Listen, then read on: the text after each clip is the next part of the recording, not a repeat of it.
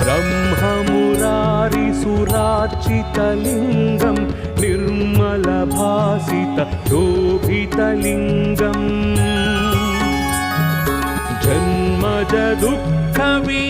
जन्मजदुःखविनाशकलिङ्गं तत्प्रणमामि सदा शिवलिङ्गम्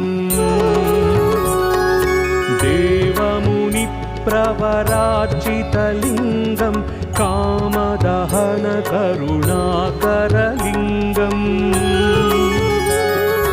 रावणदर्पविनाशनलिङ्गं तत्प्रणमामि सदा शिवलिङ्गम्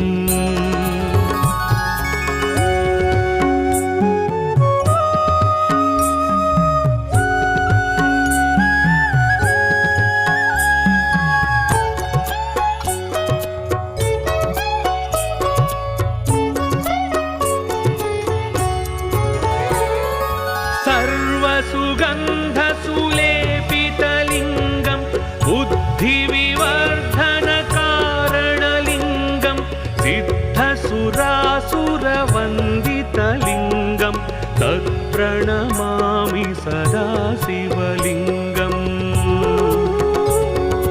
कनकमहामणिभूषितलिङ्गं फणिपतिवेष्टितशोभितलिङ्गम्